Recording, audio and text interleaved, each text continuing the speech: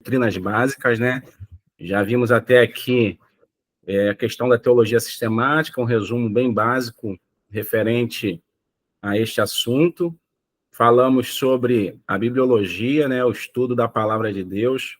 Na última aula, sexta-feira passada, estivemos falando aqui sobre a teontologia, o Deus Pai, uma aula assim muito proveitosa. E hoje a gente vai falar da doutrina acerca de Cristo, né? O Filho, a segunda pessoa da Trindade. E o tema da nossa aula de hoje é a Cristologia, tá? Então a gente vai começar aqui apresentando o significado de algumas palavras referente à pessoa de Jesus Cristo e vamos nos aprofundando aos pouquinhos. A gente sabe que o tempo é curto, é pouco, então assim é só um apanhado geral para que possamos ter uma noção básica de quem é Cristo dentro da Cristologia. Vamos lá? Alguns significados, né? Cristologia, eu acredito que se eu perguntasse para vocês, vocês saberiam me responder de pronto, né? Significado do nome Cristo, podemos afirmar que Jesus é um nome pessoal, né? Jesus. Cristo é o título do Messias, aquele que havia de vir, que é equivalente de Mishiach, do Velho Testamento, ungir ou ungido, tá, queridos? Então, a gente vê aqui um pouquinho da definição do que é cristologia, né? É ungido. Logia, a gente já sabe que é o estudo, né, do grego. Aí tem algumas outras palavras que a gente vai ouvir falar aqui na aula de hoje e que precisamos também ficar atentos, porque são palavras que vão talvez chamar a atenção de vocês que vai estar assistindo essa aula. E nada mais justo do que fazer essa observação referente a cada um desses significados, né? Verbo, talvez se eu perguntasse para vocês também na noite de hoje, o que é o verbo, vocês iriam claramente me responder, não, o verbo é ação.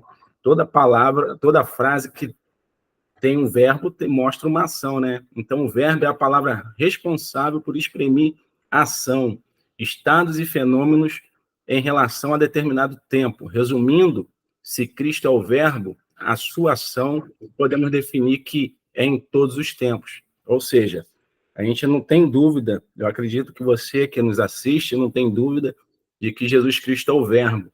A Bíblia vai dizer que nada se fez sem ele, né? Que no princípio ele era o verbo, e o verbo estava com Deus, e o verbo era Deus. Então você para pensar, tudo que existe é por causa dele. Então ele está agindo em todo o tempo. Ele é a ação de tudo que acontece na humanidade, na face da Terra, tá? Pré-existência, também é outro termo importante para a gente conhecer, para poder saber um pouquinho de Cristo, porque eu sei que tem algumas questões que às vezes mexe conosco, mexe com o nosso conhecimento, com o nosso entendimento. Então, pré-existência, de existência anterior, né? Pré já diz que vem antes. Então, pré-existência, existência anterior. O pagamento é a condição pré-existente para a assinatura do contrato. Você só assina um contrato de locação ou compra uma casa fazendo uma promessa, você dá uma quantia anterior. Então, a gente usa esse termo para poder tentar explicar de forma mais clara o que é a pré-existência, que teve sua origem antes de outra coisa, que já existia, que pré-existe. Então, ou seja, Cristo, antes de tudo, ele já existia. Ele é anterior a todos nós, né? Como já citei no texto bíblico, que vai dizer que no princípio era o verbo. João, capítulo 1. E você vai ver que o verbo era Deus, era ele. Então, ou seja, ele já existia. Então, Cristo é preexistente a todas as coisas. Tá? Deidade vai se referir à divindade, ao ser divino. Ser sagrado, que se pode referir a Deus ou à própria essência divina. Deus é a deidade suprema, criador de todas as coisas. Então, a gente vai ver, no decorrer dessa aula também, a respeito da deidade de Cristo, né? Será que Cristo era Deus? E se era Deus, como que ele se manifestou como homem? Então, são pontos que, para quem almeja, para quem tem o chamado, o propósito de Deus para ir para o campo missionário, para pregar a palavra de Deus, para fazer a vontade de Deus, são pontos importantes para se conhecer, porque pessoas normalmente têm essa dúvida e vêm nos questionar a respeito disso, né? Então, a gente vai tentar aqui nessa noite dirimir o máximo desses pontos importantes a respeito da pessoa de Cristo, para que você possa adquirir, ainda que seja mínimo, mas que tenha um conhecimento consistente para poder responder, talvez até acerca da tua fé, tá? Humanidade, conjunto de características específicas à natureza humana, né? A gente tem emoções, a gente tem vontade, a gente sente fome, tem desejos, né? Tem sede, e Jesus Cristo, ele sentiu tudo isso. Ele teve fome.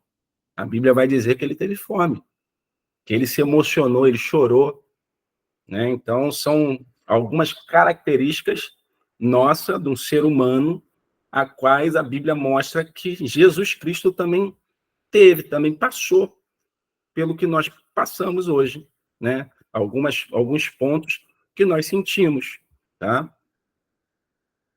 Encarnação.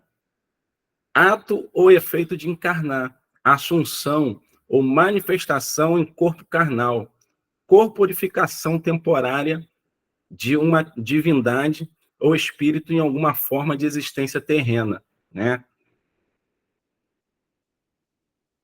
Vamos pensar aqui rapidinho, a gente vai ler bastante textos bíblicos hoje, porque falar de Jesus Cristo a gente tem que manusear bastante a Bíblia, né? Então, na aula de hoje você vai ver que o texto bíblico vai ser a nossa bússola principal, até para poder ficar mais claro na sua mente, na sua cabeça, ficar a coisa assim mais evidente possível por conta do texto bíblico. Então, a gente cria aqui um esquema da natureza de Cristo, né? Dentro da cristologia, ele é o verbo. E esse verbo, agindo na humanidade, agindo na criação de tudo desde o princípio, ele reencarna e adquire uma natureza humana, tá? E ele já é pré-existente, que é o que aponta para a sua deidade, que aponta para o fato dele ser Deus, tá? Então, a gente vai daqui para frente começar a pensar acerca da Bíblia e acerca da pessoa de Cristo, né? A natureza de Cristo, pré-existência, como podemos observar neste breve... Oi? Alguém quer falar? Podemos observar neste breve estudo sobre a preexistência de Cristo, a Bíblia é clara em afirmar essa preexistência. E alguns textos podem ser utilizados para clarear nossa mente para esta realidade, nos levando a entender que o nosso Senhor Jesus é antes de tudo. Vamos à leitura de cada um dos textos.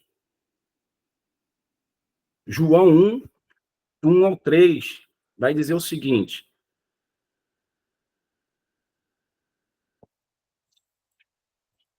aí aqui começa a nossa peregrinação na Bíblia, amados. Porque a Bíblia vai ser o teu instrumento principal, a sua ferramenta principal de uso no campo missionário. Então, você tem que estar com ela bem alinhadinha, bem entrosado, bem afiado, para que você possa falar claramente desse Deus, porque as pessoas elas vão querer ouvir, mas elas vão querer ver também. Então, ou seja, quanto mais alinhado nós estivermos dessa palavra, estaremos conscientes de que não é somente a nossa fala, não é somente aquilo que a gente quer ensinar com as palavras, mas o que a Bíblia vai nos levar a fazer é viver com atitudes, né? E isso é o principal, é um dos principais pontos também para se atingir uma personalidade ou ser uma pessoa mais próxima de Jesus Cristo. Vamos lá. João 1, capítulo 1, verso 1 ao 3. No princípio, aquele que é a palavra, né, o verbo, já existia. A palavra estava com Deus e a palavra era Deus. Ele existia no princípio com Deus. Por meio dele, Deus criou todas as coisas. E sem ele, nada foi criado. Então, aqui a gente já vê um pouquinho a respeito da pré-existência de Cristo, né? João vai definir muito bem que, no princípio, aquele que é o verbo, que é a palavra, já existia. Ou seja, quando ele fala aqui o verbo, ele está se referindo à pessoa de Jesus Cristo. A palavra estava com Deus. E a palavra era Deus. Ele existia no princípio com Deus, ou seja, ele é preexistente. Na última aula, a gente falou de eternidade, né? O que faz com que um ser seja considerado eterno? Se a gente parar para analisar, nada do que foi criado é eterno, porque para você ser eterno, você não poderia ter sido criado, né? É a forma mais simples da gente poder entender isso. Deus é eterno porque ele é e sempre será. Deus não foi criado. Tudo que foi criado tem um início. Deus não tem início, não tem meio e não tem fim. Ele é e ponto, ok? Então aqui está um dos pontos comprovando essa pré-existência de Cristo, que também corrobora para a sua deidade. Outro texto importante está em Hebreus, né? Eu quero deixar aqui bem enfatizado a Bíblia. Depois eu vou disponibilizar esses slides quando terminar esse módulo todo, eu vou disponibilizar o slide para vocês em PowerPoint. Se vocês quiserem mexer, quiserem utilizar, não tem problema nenhum, tá? Hebreus 1, verso 1 e 2, vai dizer o seguinte: por muito tempo, Deus falou várias vezes e de diversas maneiras a nossos antepassados por meio dos profetas. E agora, nesses últimos dias, ele nos falou por meio do Filho, o qual ele designou como herdeiro de todas as coisas e por meio de quem criou o universo. Olha, o texto de Hebreus corrobora com o de João. O autor de Hebreus vai deixar claro aqui que Deus o designou como herdeiro de todas as coisas. E por meio de quem? Por meio dele, por meio do Verbo, por meio de Jesus Cristo, né? Foi por meio dele que criou todo o universo. Então, ou seja, está aí a prova da pré-existência de Jesus. Aí a gente volta um pouquinho aqui em Colossenses 1, 15, 17, e aí a gente vai ver aqui mais uma comprovação. Eu quero ler os textos para deixar enfatizado, querido, na sua mente, no seu coração, a pré-existência de Cristo. O texto vai dizer assim, capítulo 1 de Colossenses, verso 15 e 17. O Filho é a imagem do Deus invisível e é supremo sobre toda a criação, pois, por meio dele, todas as coisas foram criadas, tanto no céu como na terra. Todas as coisas que podemos ver e as que não podemos, como os tronos, reinos, governantes e as autoridades do mundo invisível. Tudo foi criado por meio dele e para ele. Ele existia antes de todas as coisas e mantém tudo em harmonia. Nossa, glória a Deus, né? Tudo foi criado por ele e ele é o motivo de manter tudo sob equilíbrio, tudo em harmonia. Então, ou seja, Cristo já existia antes de qualquer coisa. João 8, e aí a gente finaliza esse ponto aqui desses textos bíblicos, né? João 8, do 56 ao 58. Olha o que João vai dizer também, queridos. Diz assim o texto: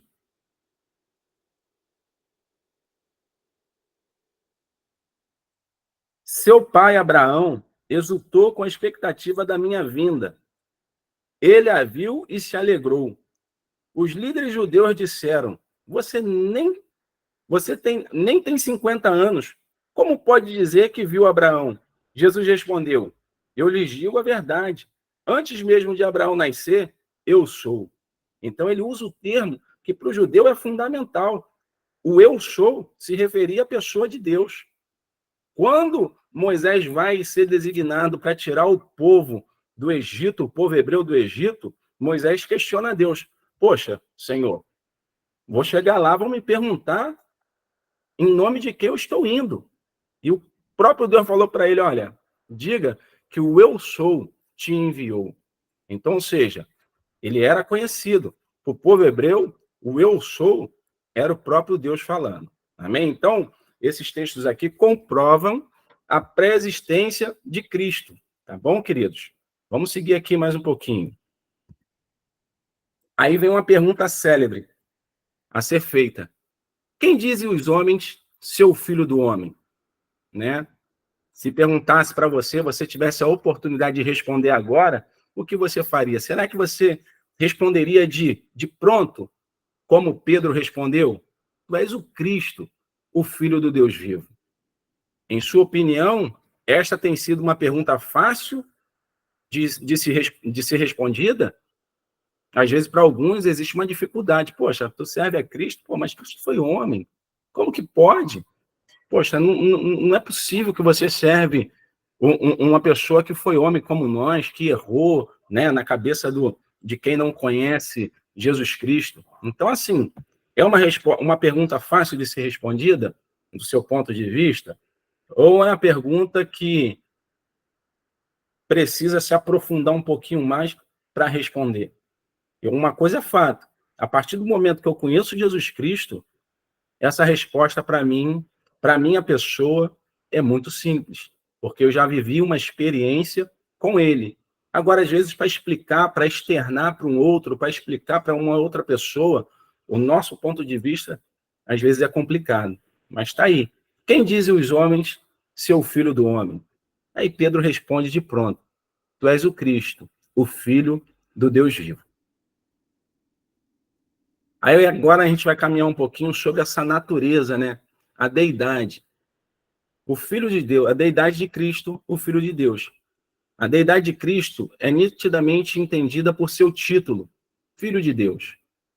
Pois assim, como o Pai possui os atributos divinos, ele também possui. E aí a gente vai ver alguns aqui. Mas aí você pensa, a gente já falou da pré-existência. João fala claramente ali, o texto de Hebreus também fala claramente. Então a gente vai entender o seguinte, poxa, se ele já existia, se ele estava com Deus, ele é eterno, logo, ele é Deus. Então, assim, não há do que se ter dúvida se Cristo é Deus ou não. Ele é Deus. Então é usado muito, né, o termo Filho de Deus. Aí ele era conhecido como Senhor, Kyrios, né, do grego. Aí tu tem alguns textos aqui, a gente pode até abrir aqui algum texto desse aqui de, talvez, Atos 9:17, né? Deixa eu passar aqui, a gente volta aqui e dá uma lida rapidinho. Deus, Theos, ele é Deus. A gente viu lá em João. No princípio, o verbo estava com Deus. E o verbo era Deus. Outro ponto é a eternidade. Como já falei, ele não foi criado, ele já existia. A gente já viu na leitura de alguns textos bíblicos a pré-existência dele. Ele já existia, ele é antes de tudo. E a própria Bíblia revela e afirma para nós que tudo foi criado por meio dele. E que tudo hoje se vive em harmonia é por conta dele. Então, ou seja, ele é eterno. Então, é umas características exclusivas de Deus, né? Com estes breves exemplos, Cristo dá prova de sua eternidade, sendo o primeiro e o último. Ou seja, antes de qualquer coisa, ele já existia. E no fim de todas as coisas, ele continuará a existir. Tu não pode ter dúvida disso, meu irmão. Jesus, ele é desde o princípio. Ele é o motivo, ele é a causa de estarmos aqui. Porque a Bíblia fala que no princípio ele era o verbo. Era por meio dele que as coisas estavam acontecendo. E quando tudo isso passar, ele vai continuar existindo. Então não tenha dúvida. Na sua chamada, você não tenha dúvida daquilo que Deus tem para fazer na sua vida, mas o principal, se relacione com esta palavra, para que você possa conhecê-lo e desenvolver essa existência e essa vida com ele a cada dia. Dentro ainda da deidade, na última aula também nós falamos sobre alguns atributos, né? Então, os atributos, eles se dividem de duas formas: os atributos incomunicáveis e os comunicáveis. E aí, dentro dos incomunicáveis, a gente vê a questão da eternidade, da soberania, e aí a gente vai ver algumas características que é muito conhecida de todos, né? Onipotência. Ele é todo poderoso. Isso é uma característica de Deus. Por mais que eu e você tenhamos autoridade em alguma coisa, em alguma área, eu não consigo ser o todo-poderoso. Eu posso ser, talvez, o responsável daquela caneta que vai dar a palavra final em alguma coisa. Mas todo-poderoso eu não sou. Mas Jesus Cristo é. Então, após a ressurreição, Jesus declarou aos seus discípulos: é-me dado todo o poder no céu e na terra. Ou seja, todo o poder se concentra nele. Quer dizer, ele é onipotente. É um atributo de Deus. Ok? Outra questão, onisciente. A onisciência é o atributo divino da ciência ilimitada e infinita. Ele conhece, amado. Ele conhece todas as coisas. Ele sabe o que passa na cabeça e no coração de um ser humano. Ele sabe o que uma pessoa precisa e como ela se sente e o que está acontecendo com ela. Essa é uma característica de Deus. Essa é uma característica que Cristo tem consigo. Então, é um atributo que não se comunica com a gente. Eu não tenho condições de saber o que a Sandra está pensando agora. Eu não sei o que a Letícia está pensando agora. Mas Cristo sabe, porque ele é conhecedor de todas as coisas. E ele tem um poder que eu não tenho. Ele é supremo, ok? Onipresença. Aí tem uns textos aí, você depois quiser, você pode conferir, né?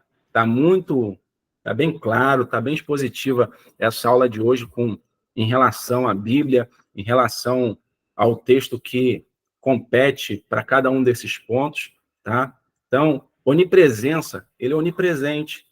A onipresença é o atributo divino pelo qual se é possível estar simultaneamente em toda parte. É uma coisa assim complexa para a cabeça humana. A gente não consegue mensurar, a gente não consegue colocar uma definição pronta na nossa cabecinha aqui a respeito desses atributos. Como que pode uma pessoa ser toda poderosa? Como que pode uma pessoa conhecer o que vai na mente e no coração do outro? Como que pode ele poder agir aqui e agir lá no Japão? Então, ou seja, são atributos que pertencem a Deus, tá? E a um Deus poderoso, que é o nosso, ok? Então, assim, por mais difícil que seja a compreensão, fato é, ele é poderoso.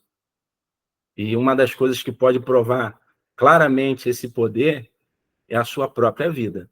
Se você olhar para a sua vida agora, você vai ver que talvez eu e você conseguiremos entender que nós não conseguiríamos estar aqui se não fosse ele. Porque pela nossa própria vontade, a gente não teria condições nem de levantar da cama. Então ele nos permite a viver. Então a gente tem uma experiência para entender. Porque se ele me mudou, se ele mudou a sua vida, é porque ele realmente, de fato, é poderoso, né? Ainda podemos notar a divindade de Cristo pelo fato de ele aceitar a adoração. Ele pode ser adorado, ele pode ser engrandecido. Aliás, ele é digno da adoração. Ele é digno de ser exaltado. Vou ler aqui João 9:38. Diz assim, ó: Sim, Senhor, eu creio, declarou o homem e adorou a Jesus. Vou voltar só um pouquinho aqui no 35. Quando Jesus soube do que havia acontecido, procurou o homem e lhe disse: Você crê no Filho do Homem? Quem é ele, Senhor? Perguntou o homem. Eu quero crer nele. Jesus respondeu: Você ouviu e ele está falando com você. Sim, Senhor, eu creio, declarou o homem e adorou a Jesus. Ou seja, ele recebeu adoração. Só um Deus é digno de ser adorado. E o único Deus, né? Ele tem poder para perdoar pecados. Eu e você, às vezes, para perdoar uma atitude, a gente demora, né? A gente tem dificuldade. O pecado é decisão, mas o nosso Deus não. Jesus Cristo, como Senhor, na sua divindade, né, na sua natureza divina, ele tem poder. Ele veio à Terra e provou isso. Ele mostrou, olha, o que é mais fácil?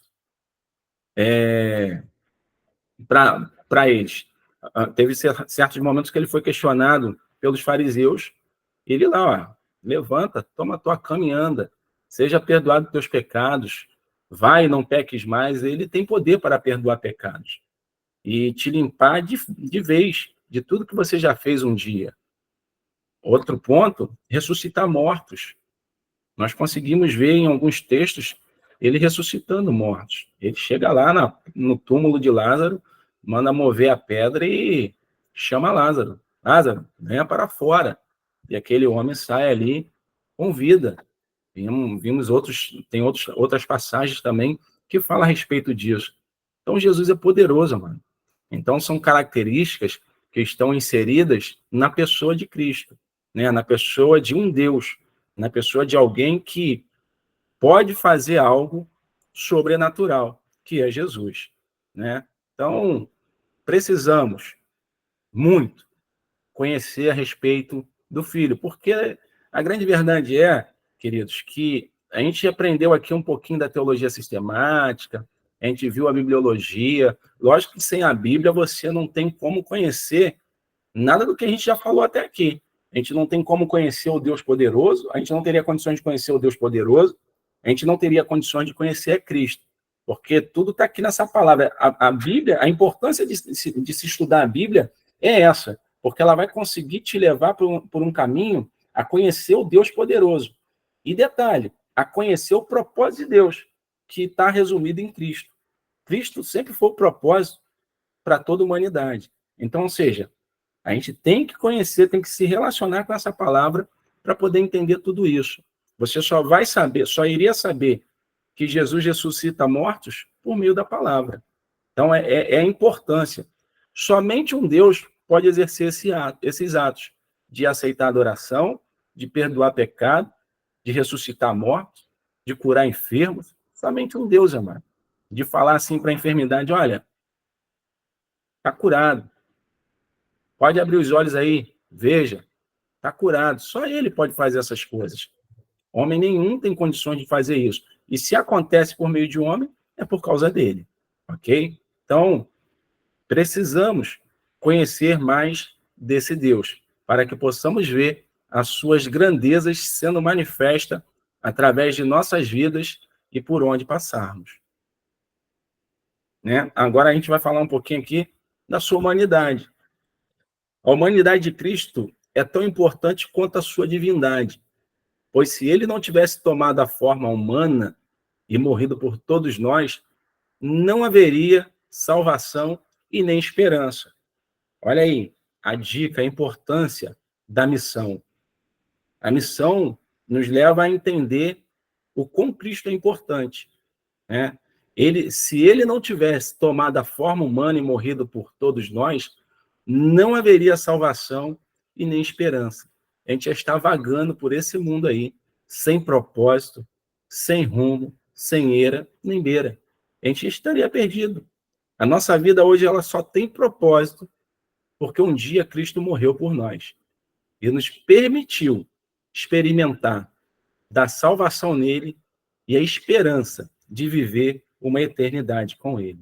Então, querido, você que está aqui nessa aula, nessa noite, você que está fazendo esse curso do Centec, não despreze, não desvalorize essa importância de conhecer a Bíblia e de conhecer o Deus que te salvou de mais próximo, não de mais pertinho dele, não.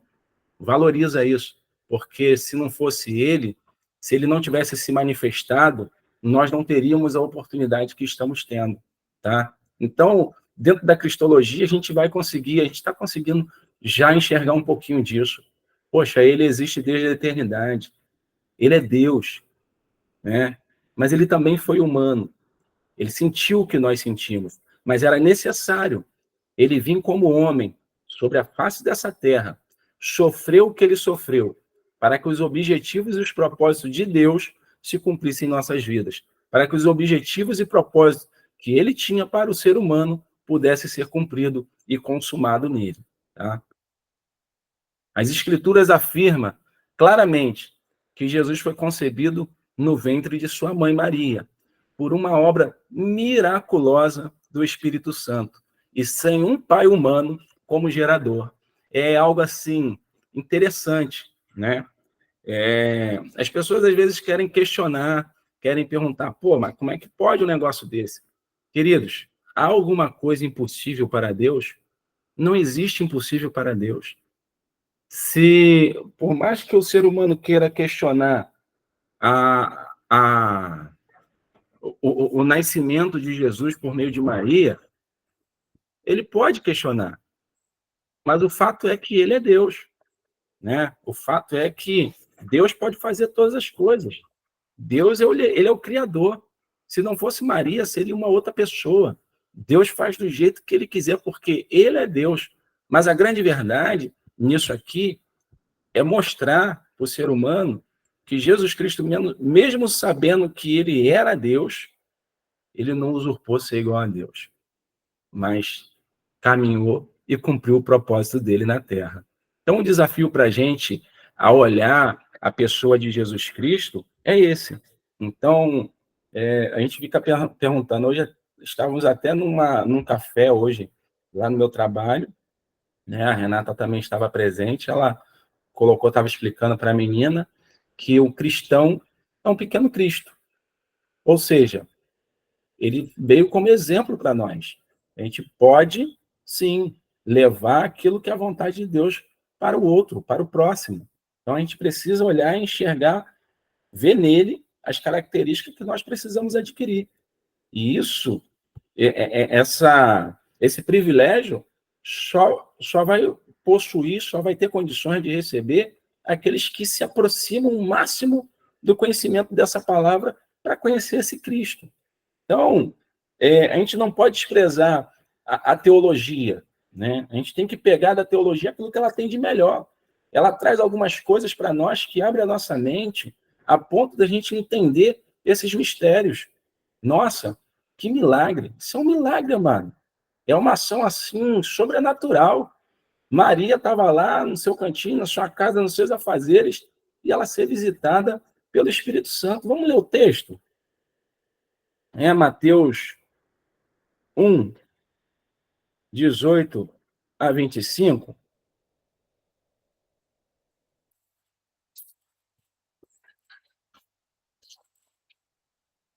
Diz assim, ó: foi assim que nasceu Jesus Cristo. Maria, sua mãe, estava prometida para se casar com José. Antes do casamento, porém, ela engravidou pelo poder do Espírito Santo. José, seu noivo, era um homem justo e resolveu romper a união em segredo, pois não queria envergonhá-la com uma separação pública. Enquanto ele pensava nisso, um anjo do Senhor lhe apareceu em sonho e disse: José, filho de Davi, não tenha medo de receber Maria como esposa, pois a criança dentro dela foi concebida pelo Espírito Santo. Ela terá um filho e você lhe dará o nome de Jesus, pois ele salvará seu povo dos seus pecados. Tudo isso aconteceu para cumprir o que o Senhor tinha dito por meio do profeta. Vejam, a virgem ficará grávida, ela dará à luz a um filho, e o chamarão Emanuel, que significa Deus conosco. Quando José acordou, fez o que o anjo do Senhor lhe havia ordenado e recebeu Maria como esposa. No entanto, não teve relações com ela até o menino nascer, e ele lhe deu o nome de Jesus. Olha quanto foi nobre José em ouvir e obedecer à voz de Deus. É interessante, né? Aqui, se a gente parar para analisar esse texto, a gente vai tirar cada riqueza aqui maravilhosa. Então, ou seja, uma mulher simples, comum, estava lá no seu cantinho, ela foi visitada pelo Espírito Santo. José é um rapaz já esperando nas portas do seu casamento, pronto para receber a sua noiva, a sua esposa. Ele é visitado e recebe uma palavra: olha, o que foi concebido no ventre de Maria é do Espírito Santo. Não, não deixa ela não, tá? E ele recebe com todo cuidado, com todo amor. Então, são pontos importantes para a gente conhecer. Então, Jesus, às vezes, está gerando em nós esperanças, expectativas, né? Está gerando em nós situações, sonhos, projetos que às vezes a gente se precipita. Não, não se precipite, não. Olha isso aqui. Aí José vê o menino nascer. José tem a oportunidade de cuidar, mano, do filho de Deus. Então, tá aqui, de poder ensinar alguma coisa, né? Jesus aprendeu alguma coisa com José, não é possível, né, que na sua criação José não tenha passado nenhum princípio, nada de tão importante para ele. A gente começa a ver aqui a humanidade, até porque a gente vai ver mais à frente que para haver a salvação da humanidade era necessário um sacrifício, o tão qual, né, pedia para a ocasião. Tinha que ser um humano. A gente vai ver que no passado você vai pegar aí a Bíblia, se matava um animal como expiação pelo pecado. Mas aqui não. Aqui foi entregue a vida do Filho do próprio Deus. Ou seja, o próprio Deus encarnou como homem e se entregou por nós. Dentro da sua humanidade, o mesmo fato é afirmado no Evangelho de Lucas, onde lemos sobre a aparição do anjo Gabriel a Maria. Depois que o anjo disse a ela que teria um filho, Maria perguntou: como será isto? Pois não tenho relação com homem algum. O anjo respondeu: descerá sobre ti o Espírito Santo, e o poder do Altíssimo te envolverá com a sua sombra. Por isso também, o ente santo que há de nascer será chamado Filho de Deus. É interessante, né? Eu já vou adiantar para vocês aqui, eu vou colocar 2 textos para vocês fazerem uma resenha crítica. E um dos textos vai falar sobre a doutrina hipostática, que são as 2 naturezas. Então, eu quero que vocês leiam, analisem e dê a opinião de vocês a respeito dessa questão.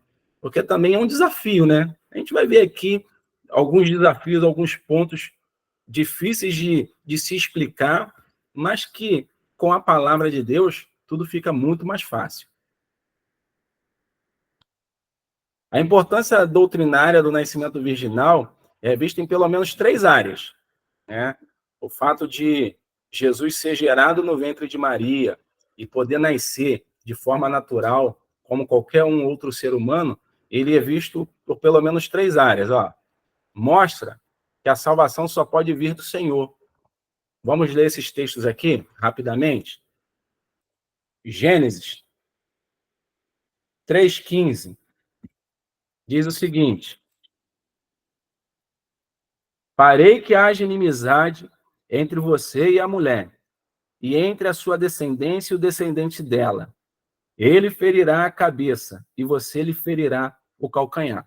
Então, aqui, tu já vê que Deus já tem um plano da salvação traçado. Ele está dizendo ali para o diabo, para a serpente, que vai haver, né, uma inimizade entre você e a mulher, aonde a sua descendência, né, lhe ferirá a cabeça. Então, ou seja, aqui já está apontando para algo sobrenatural que Deus iria fazer. Aí a gente vai lá em Gálatas.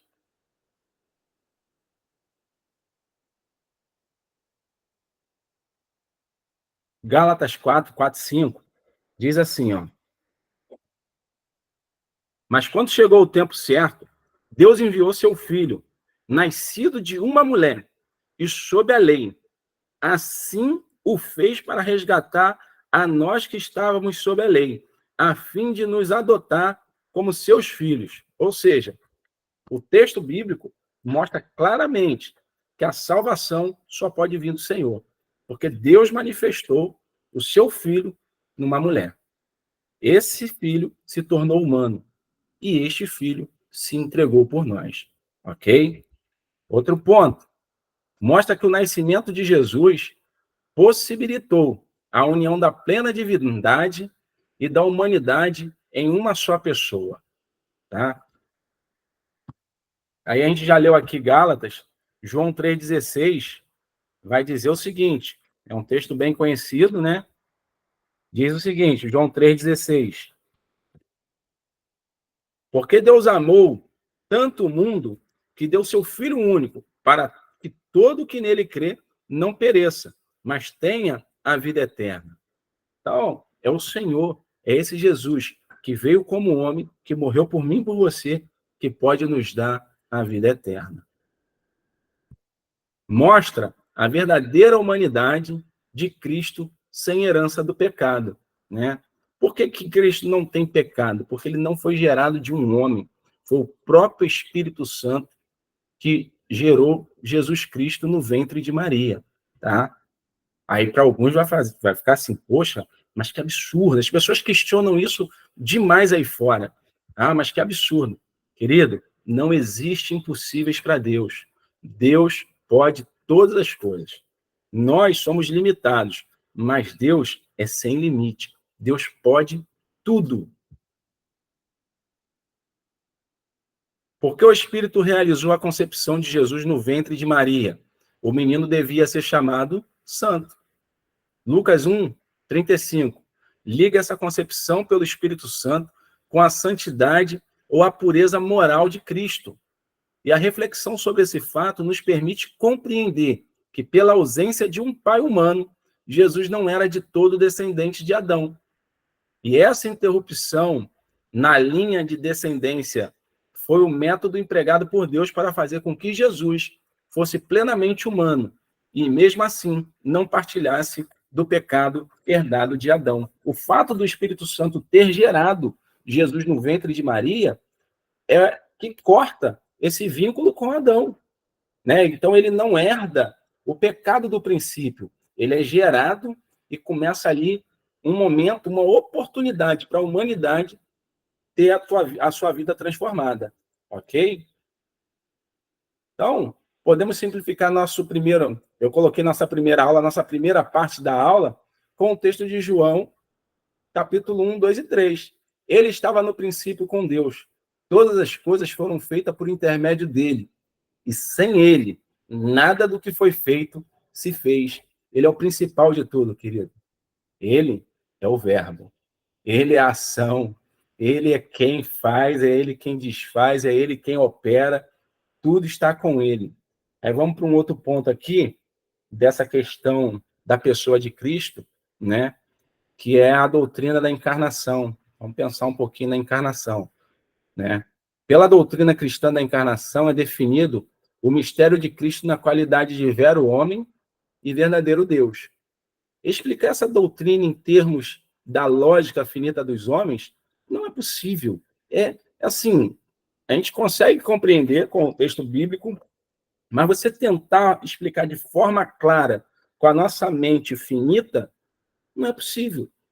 Houve nos primeiros séculos do cristianismo duas principais tendências, ou escolas no Oriente Próximo, né? Eles tentavam explicar a questão da encarnação. Uma, que é a escola de Alexandria, via encarnada em Cristo a segunda pessoa da Trindade.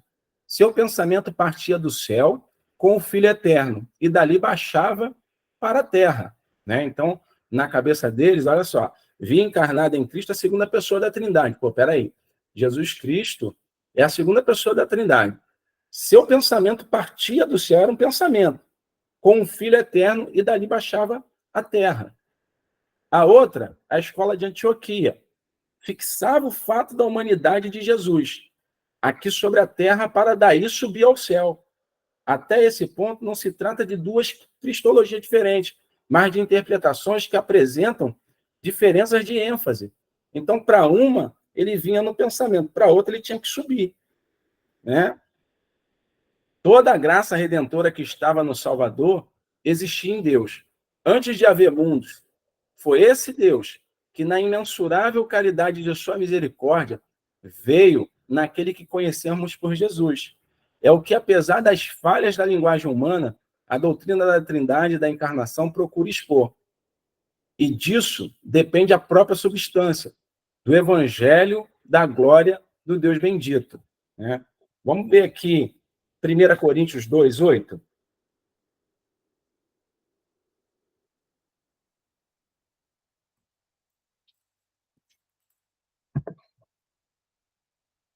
Diz o texto: os governantes desta era, por sua vez, não a entenderam, pois se eu houvesse entendido, não teria crucificado o Senhor da glória, né? As pessoas não entenderam que Jesus Cristo era o Senhor, era o ungido, né? O enviado, o Messias, o Cristo, né? Que veio para salvar a humanidade.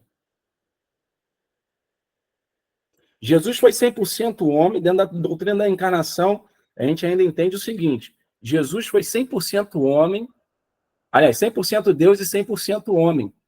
Uma mesma pessoa possuindo duas naturezas, a divina e a humana. O apóstolo Paulo, falando deste assunto, diz ser um mistério. 1 Timóteo 3,16. A gente já vai ler.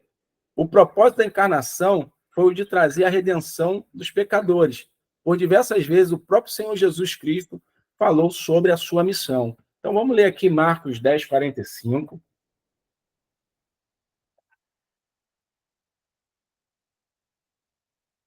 Marcos 10, 45 vai dizer o seguinte: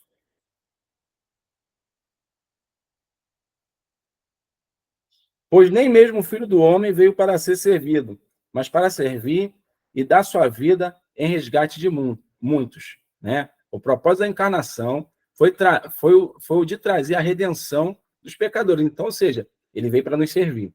Ele veio para entregar a sua vida por nós. Ok? Lucas 19, 10 vai avançar mais um pouquinho no seguinte: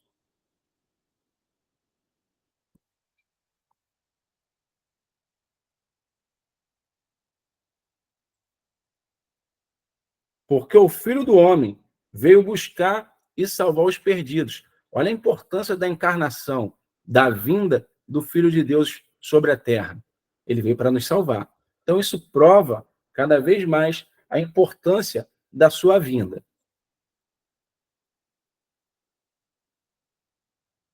João 3,16, 17, a gente já leu. Vamos lá, Timóteo. 1 Timóteo 3,16.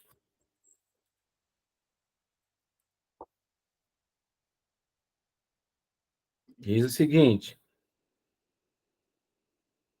sem dúvida, este é o grande segredo de nossa fé. Cristo foi revelado em corpo humano, justificado pelo Espírito, visto por anjos, anunciado às nações, crido em todo o mundo e levado para o céu em glória. Olha como que Paulo deixa isso claro para Timóteo. Vou ler mais uma vez, repito. Sem dúvida, este é o grande segredo de nossa fé, ou o grande mistério. Cristo foi revelado em corpo humano, justificado pelo Espírito, visto por anjos, anunciado às nações, crido em todo o mundo e levado para o céu em glória. Esse é o nosso Deus encarnado. A primeira palavra acerca do advento de Cristo, né, sobre o seu nascimento, como semente da mulher, está em Gênesis 3,15. Nós já vimos, já lemos esse texto onde o próprio Deus vai dizer que iria pôr inimizade entre a descendência da mulher e a serpente. Foi uma promessa feita diretamente por Deus, e ele cumpre. Né? Se a gente for ver aqui em João 1,14,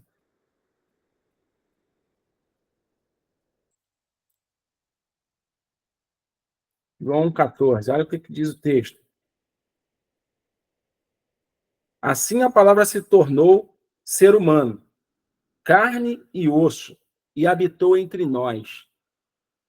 Ele era cheio de graça e verdade, e vimos sua glória, a glória do Filho único do Pai, como unigênito de Deus. Ou seja, ele se manifestou.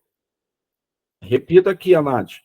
A gente vai pegar João, capítulo 1, verso 1, ele vai dizer o seguinte: no princípio, aquele que é a palavra já existia, aquele que é o verbo, né?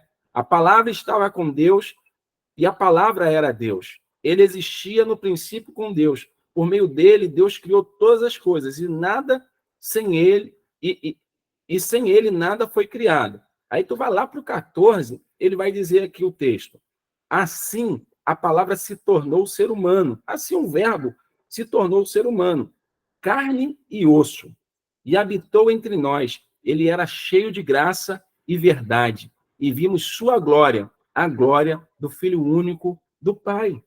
Então, ou seja, ele está dizendo aqui que o Verbo, aquele que estava lá no princípio, o pré-existente, o Deus poderoso, estava se manifestando como carne e osso, né? E habitou entre nós. Ele está deixando isso claro. O texto aqui, João, está deixando bem entendível para nós que este Verbo que é Cristo, que estava lá no princípio, na criação de todas as coisas, ele se tornou carne e osso e habitou no meio da humanidade. O pleno cumprimento da profecia bíblica deu-se quando Jesus Cristo nasceu da Virgem Maria. Então, um grande cumprimento da profecia bíblica, porque a gente vai pegar o Antigo Testamento aí, ele vai sempre apontar para Jesus. Ele se deu quando Jesus Cristo nasceu da Virgem. Hebreus 7, 25 e 26.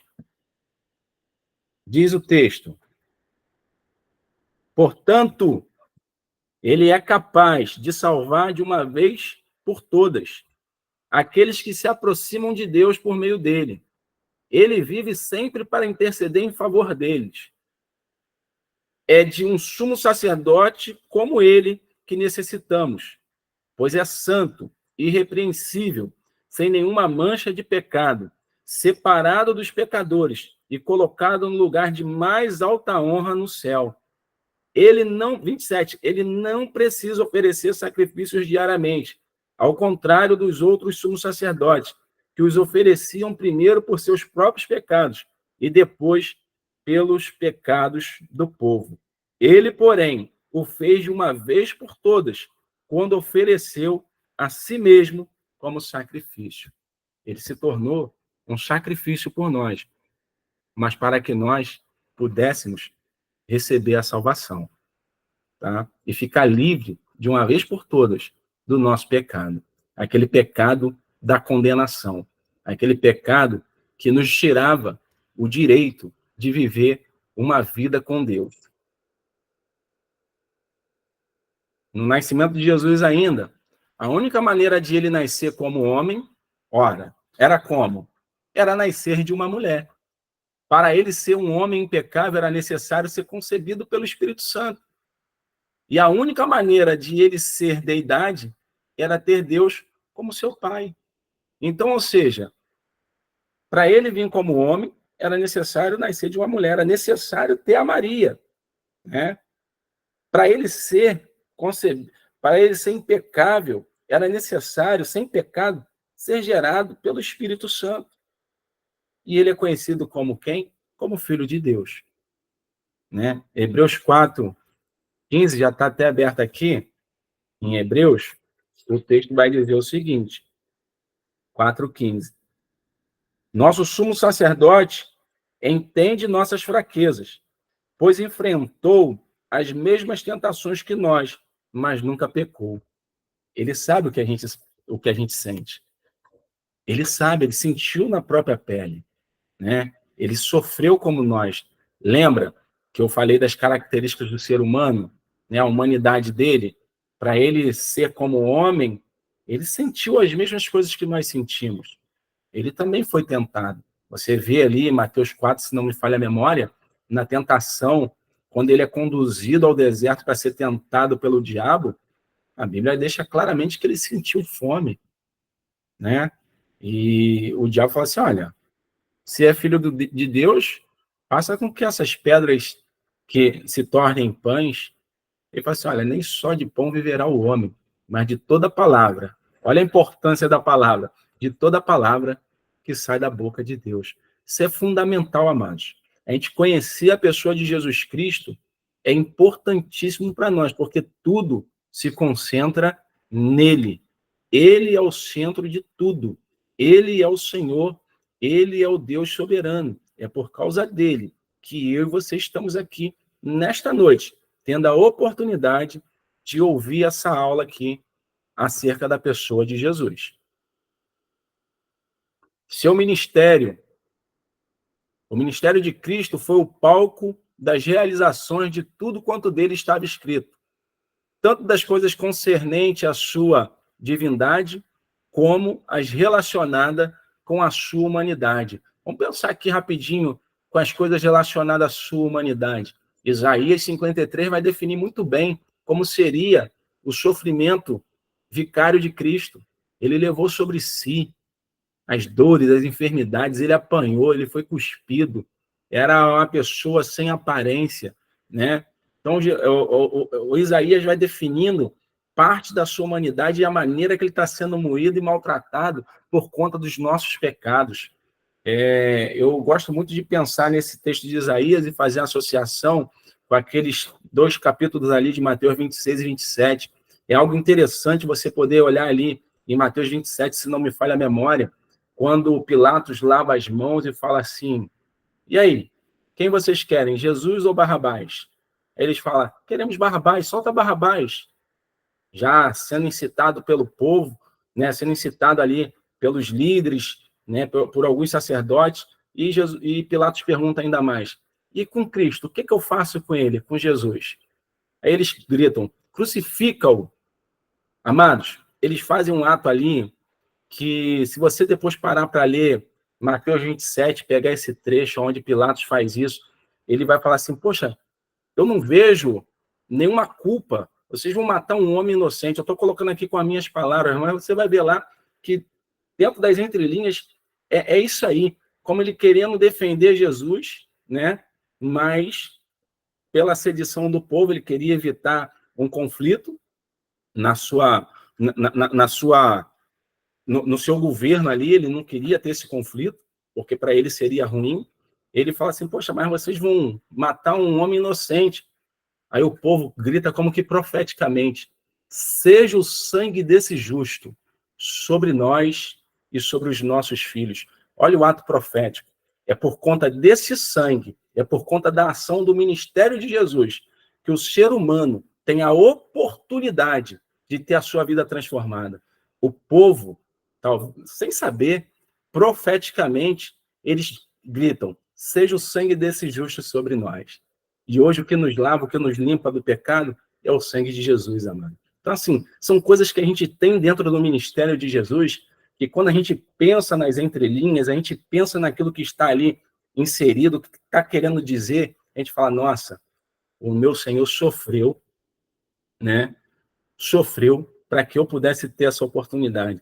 E o povo judeu, eles abrem a boca para poder dizer, seja o sangue do justo, desse inocente, sobre nós e sobre os nossos filhos, ou sobre os nossos descendentes.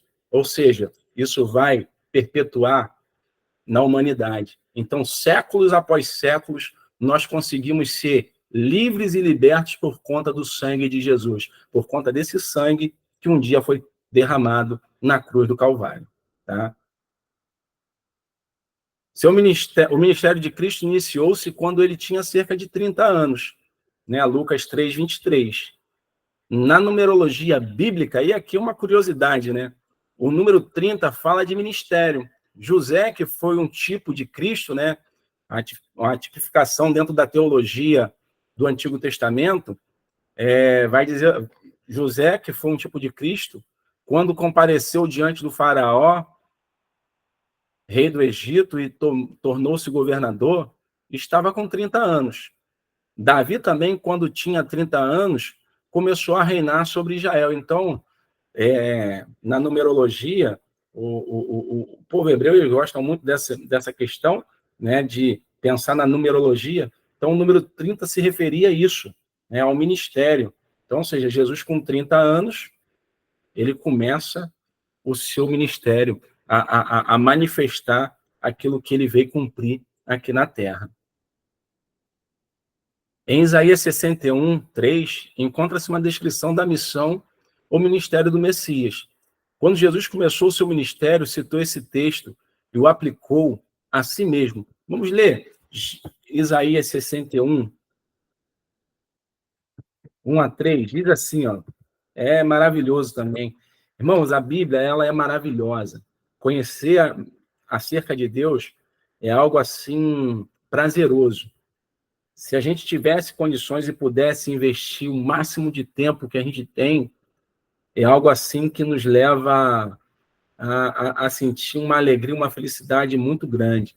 Eu sei que, por mínimo que seja o tempo que a gente se coloca para meditar, a gente já percebe isso. Imagine você com mais tempo para meditar.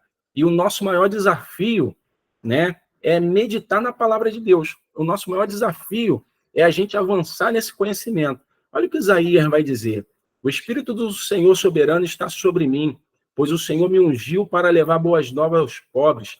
Ele me enviou para consolar os de coração quebrantado e para proclamar que os cativos serão soltos e os prisioneiros libertos. Ele me enviou para dizer aos que choram que é chegado o tempo do favor do Senhor e o dia da ira de Deus contra seus inimigos.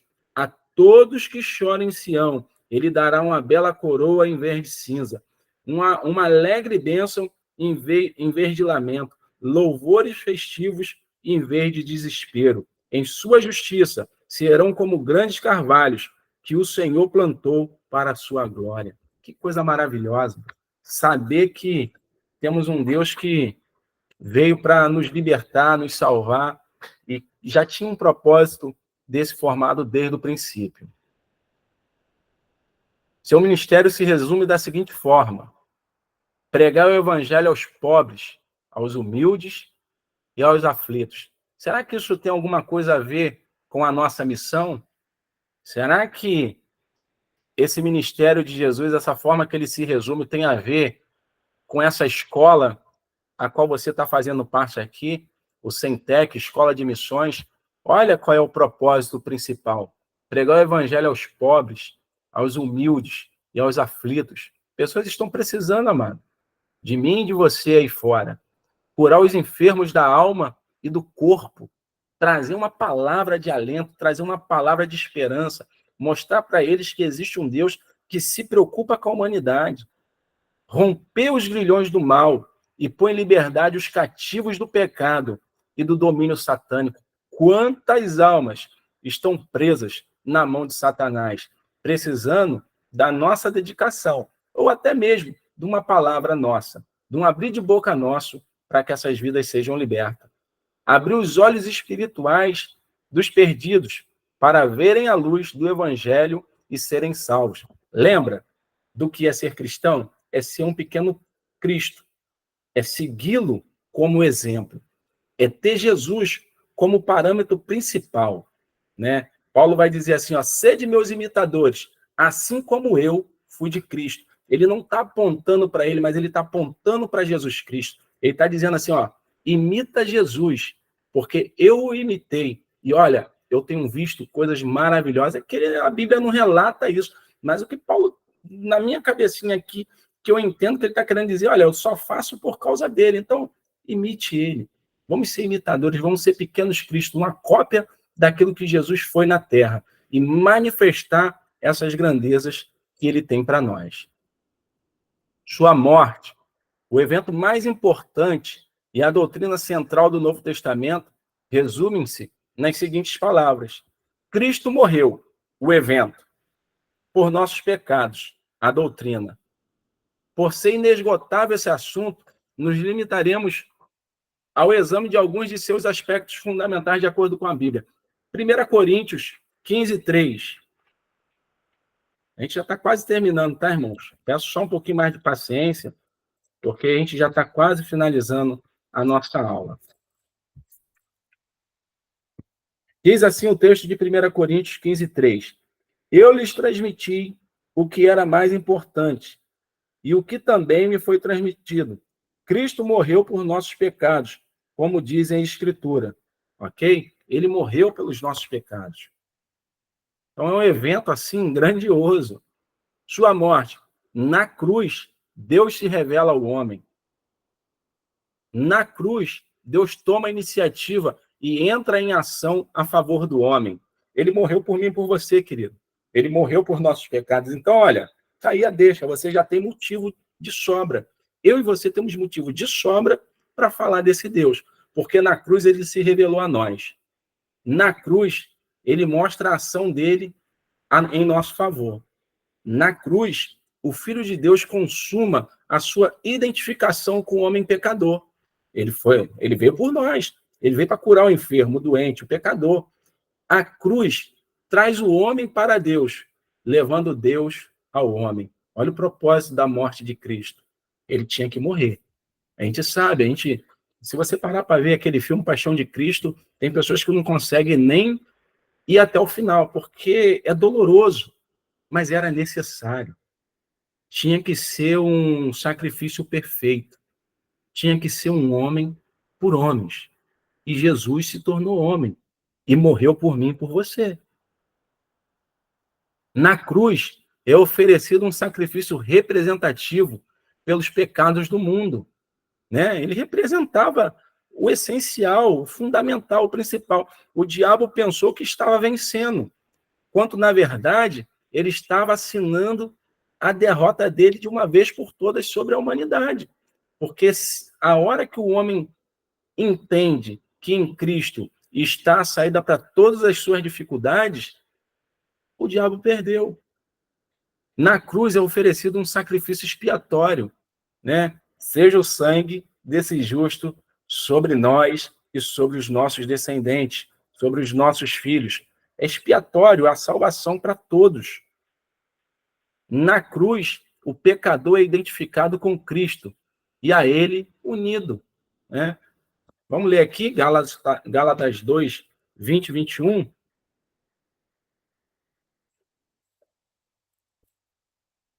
Diz assim, ó: fui crucificado com Cristo. Assim já não sou eu quem vive, mas Cristo vive em mim. Portanto, vivo neste corpo terreno, pela fé no Filho de Deus, que me amou e se entregou por mim. Não considero a graça de Deus algo sem sentido, pois se a obediência à lei nos tornasse justos diante de Deus, não haveria necessidade alguma de Cristo morrer. Então, ou seja, a gente é identificado em Cristo por conta dessa cruz, unido por ele por causa dessa cruz. A ressurreição de Cristo é o grande milagre do cristianismo. Uma vez que estabelecida a realidade desse evento, torna-se desnecessário procurar provar os demais milagres. Eu não tenho dúvida que Cristo ressuscitou. Eu não tenho dúvida que quando nos reunimos, como diz a tua palavra, que quando estiverem reunidos 2 ou 3 em meu nome, ali eu me faço presente, que ele está presente. Ele está presente, amado. Ele ressuscitou. Aí, assim, para o homem comum, para o homem que não conhece Deus, às vezes é difícil colocar na cabecinha dele. Mas o fato é que ele tem que experimentar. E nós temos que ser a ferramenta a levar este homem simples, que não conhece esse Cristo, a experimentar e conhecê-lo como ele é. Sua ressurreição. A ressurreição de Jesus significa que ele é tudo quanto afirmou ser. Filho de Deus, Salvador e Senhor. Aí você, depois, com calma, quando eu disponibilizar esse material, vocês podem rever e ler cada um desses textos e vocês vão ver que a própria palavra fala por ela mesma. Ela vai afirmando tudo isso e não deixa dúvida para o nosso coração. Não deixa nenhum ponto de questionamento. Finalmente, a ressurreição de Jesus Cristo significa a derrota da morte, que foi tragada pela vitória, né? Onde está a morte, o seu aguilhão? Onde está a morte, a tua vitória? Jesus venceu a morte, amados. Sua ascensão. A ascensão de nosso Senhor Jesus Cristo, após ter passado 40 dias com seus discípulos, depois de sua ressurreição, foi o selo da aprovação do Pai, a sua missão na terra. Comprovou-se que, de fato, ele era e é o Messias, o Cristo de Deus, o Salvador dos homens. Lembra da onipotência? Quando ele é ascendido, ele vai dizer ali, antes dele ser ascendido, olha, me dado todo o poder no céu e na terra. Ele é todo poderoso, amado. E ele vive. Sua ascensão nos ensina que o nosso mestre é o Cristo celestial, o Cristo exaltado, o Cristo soberano, o Cristo que prepara o caminho, o Cristo intercessor, o Cristo onipresente. Vamos agora para os ofícios, e se não me engano, agora a gente encerra com os ofícios de Cristo, tá? No Antigo Testamento havia 3 classes de representantes entre Deus e seu povo. Quais são essas classes que o Antigo Testamento revela para a gente? Era o profeta, o sacerdote e o rei. Como perfeito mediador, Cristo reúne em si mesmo, os 3 ofícios. Em Cristo está inserido todos os 3 ofícios que a gente consegue encontrar no Antigo Testamento: o de profeta, o de sacerdote e o de rei. Cristo reúne em si mesmo os 3 ofícios. Aliás, ele é o único em toda a narrativa bíblica que possui os 3 ofícios. Aí vamos lá ver. Cristo preenche os 3 ofícios da seguinte maneira: como profeta, ele revela Deus a nós e transmite a sua palavra. Como sacerdote, ele tanto oferece o sacrifício a Deus, como ele é o próprio sacrifício. Ou seja, no Antigo Testamento, o sacerdote tinha que pegar o animalzinho lá e oferecer, né, como libação ali por algum pecado cometido. Cristo não. Além dele ser o sumo sacerdote, ele é a própria oferta que vai ser sacrificada por mim e por você. Como rei, ele governa a igreja e o próprio universo. Então, Cristo como profeta. O profeta do Antigo Testamento era o representante ou agente de Deus na terra, que revelava a sua vontade com relação ao presente e ao futuro. Entre o profeta do Antigo Testamento e Jesus, existe uma diferença de expressão. Enquanto aqueles anunciavam, assim diz o Senhor, este proclama, eu vos digo. Ou seja, Jeremias chegava para profetizar, Isaías, Daniel falava assim, ó, assim diz o Senhor. Mas Jesus Cristo não. Eu vos digo. Ou seja, ele está dizendo, olha, eu estou dizendo para você. Vamos ver aqui rapidinho? Mateus 5, 20. Ele vai dizer assim, ó. Mateus 5, 20. Eu os advirto, é que a minha versão é diferente. Eu os advirto, a menos que sua justiça supere muito a justiça dos mestres da lei e dos fariseus, vocês jamais entrarão no reino dos céus. Ele vai dizer assim, ó, eu vos digo, né? Se fosse o profeta, ele ia dizer assim, ó, assim diz o Senhor, a menos que a sua justiça. Então, ou seja, ele como profeta, ele tem autoridade para falar assim, ó, eu estou dizendo o seguinte, faça dessa forma, e ponto. A promessa, Cristo como profeta, a promessa do Senhor a Israel, Jesus refere-se a si mesmo como profeta, Jesus afirma trazer a mensagem do Pai, Jesus fala com autoridade, Jesus prediz o futuro. Então, como profeta, ele vai trazendo um monte de características com ele. A promessa do Senhor a Israel, referindo-se a si mesmo como profeta, afirmando aquilo que Deus Pai havia dito, falando com autoridade e predizendo o futuro. A gente vai ver lá Mateus 24 em diante, a gente vai falar das últimas coisas. Então você pensa, será que o amor das pessoas tem se esfriado? Há mais de 2000 anos atrás, Jesus falou, olha, no fim dos tempos, o amor de muitos se esfriarão. Haverá guerra, rumores de guerra, maremoto, terremoto, mas ainda não é o fim, é só o princípio das dores. Então, queridos, vamos ficar atentos. O Senhor está querendo nos usar como instrumento para algo nessa vida. Cristo como sacerdote.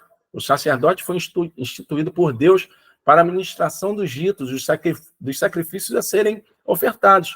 O sacerdote, no sentido bíblico, é uma pessoa divinamente consagrada para representar o homem diante de Deus e para oferecer sacrifícios que assegurarão o favor divino. Então, esse era o papel do sacerdote, né?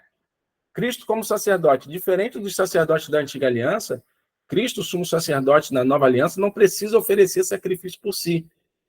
E já efetuou um único e perfeito sacrifício. Ele foi o perfeito sacrifício por todos nós, irmãos.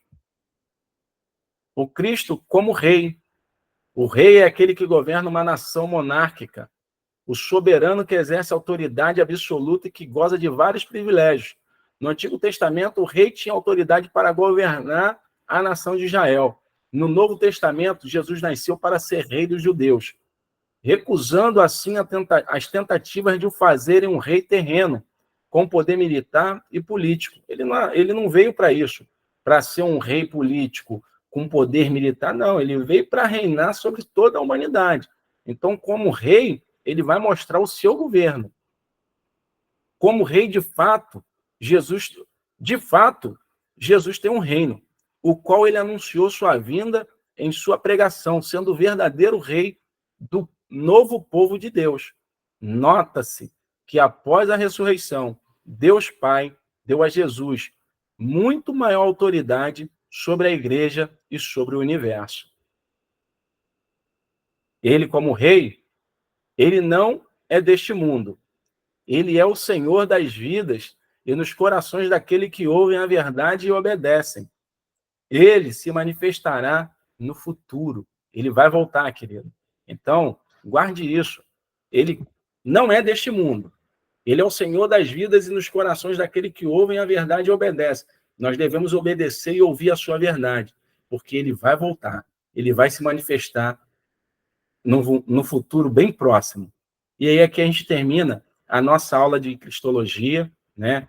Eu quero agradecer a vocês a paciência, pedir desculpa aí porque eu avancei alguns minutos mais aqui da nossa aula, mas só para a gente terminar esse ponto aqui, né, da cristologia e mostrar a importância de tudo aquilo que Jesus fez por nós, tá bom? Então está encerrada aqui a nossa aula, que o Senhor possa abençoá-los poderosamente, tá bom?